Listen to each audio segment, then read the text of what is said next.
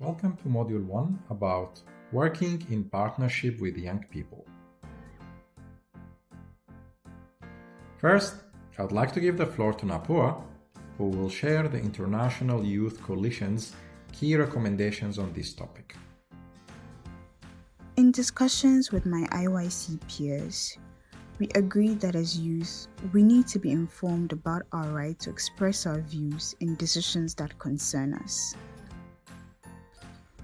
We want to participate in matters that affect our lives and feel that we are being taken seriously.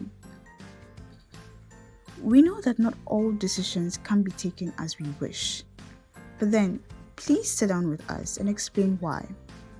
Enable us to be part of the decision-making process so that we can learn how and why certain decisions are taken. For us, participation is also important because it increases our motivation and confidence. When we participate in advocacy activities, we become better public speakers and get the chance to improve our leadership skills. It is also a good feeling when we as youth come together and advocate for issues that are important to us. We are stronger when we work together. We also feel that it is necessary to create opportunities for peer-to-peer exchanges between young people. For example, we can get together in a house and share participation skills and experiences. Many of us are part of youth assemblies at program locations where young people meet to discuss issues that are key to them. This is a really great practice, and it can even be done virtually, like we are doing in the International Youth Coalition. Finally, for some of us, the idea of youth participation is new. Therefore, training on participation might be needed to raise our confidence to participate. It can be intimidating to speak up if one has not done it before. Just remember that training should not be about telling us what to do, but about giving us the space to exchange, talk with our older peers, and reflect on different issues relating to our care, well-being, and future wishes. We also ask for the space to learn from our own mistakes. The decisions we make in our lives will not always be the right ones, but then help us to learn from them. Keep an open dialogue with us to ensure that we can work successfully together. Thank you, Napua, for bringing forward these great recommendations. Just as you mentioned at the beginning, we first need everyone to know that young people have the right to participate in matters that affect them. Participation is one of the core principles of the United Nations Convention on the Rights of the Child, which stresses that children and young people have the right to freely express their views and that there is a duty to listen to their views and enable their participation in all matters affecting their life. Therefore, SOS Children's Villages has an obligation to implement policies, procedures, and structures to hear the voices of children and young people in decisions that affect them. This right is a fundamental principle of quality youth care in the SOS Children's Village program. Let us summarize. Working in partnership with young people is the ongoing process of young people's expression and active involvement in decision-making in matters that concerns them. This sounds good, but I think it would help me to understand if you could share a practical example. Yes, of course. I'm happy to share 2 examples with you. Let's first give Zuhair and Ahmed a call. Zuhair is a youth care coordinator in SOS Children's Villages Palestine, and Ahmed is a former member of the International Youth Coalition and founder of the Youth Council that has been established in Palestine.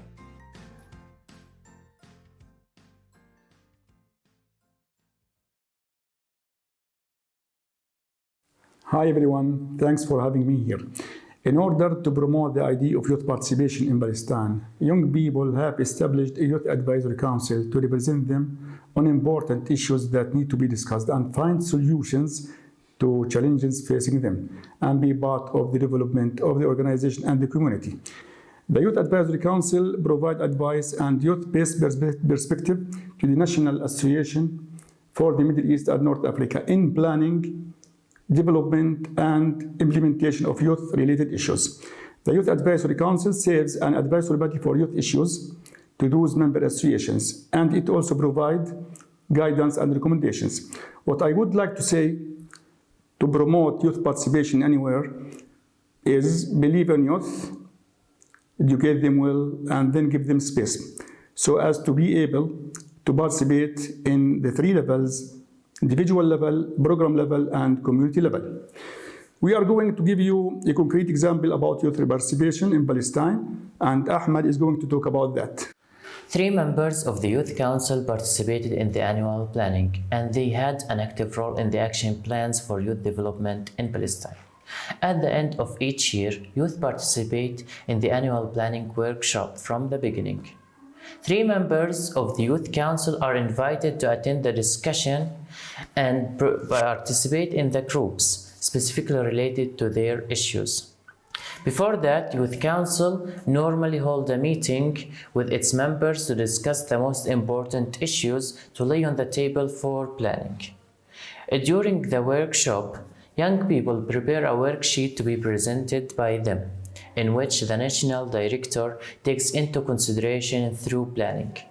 After that, the council coordinates for the second meeting with the rest of their members to present what was discussed in the workshop in general, and what was planned regarding council's role in the development and follow-up process. Thank you. Thank you, Ahmed and Zuhair. I've also heard about good practices in Benin. Let's give Saliman and Agnes a call. Saliman is the National Director of SOS Children's Villages Benin, and Agnes is a child rights activist and President of the Youth Executive Council in SOS Benin. Welcome!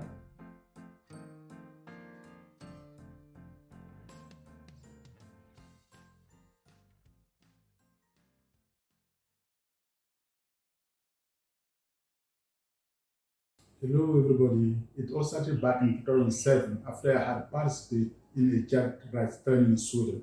I was greatly inspired and set in motion the development of our national child participation guidelines. The fundamental mechanism of child participation as outlined in those guidelines is called executive conscience of children and young people. Here, children and young people have the space to raise their voices on issues that concern them. What might be of particular interest to all of you is that every conscience of children and young people has an annual budget to conduct an advocacy project.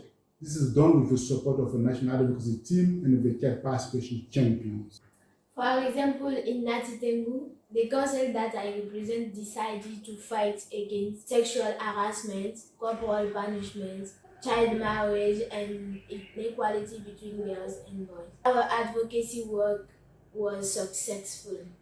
It compelled the prefect of Atakura department to take harsh measures to fight against sexual harassment in the 9 towns of the region. It also forced UNICEF to take a clear position on the subject of ritual infanticide and to schedule a national conference on the subject. Furthermore, our advocacy forced the local authorities to respond more adequately to corporal punishments in schools and organize the first match where girls and boys played together. Finally, the conscience of children and young people participation in the development of policy recommendations and other documents such as the National Child Protection Policy, the Child Code, etc. But of course, this is not everything. Those concepts are improving the quality of our programs as well as the life of people in the communities in which they work in so many different ways.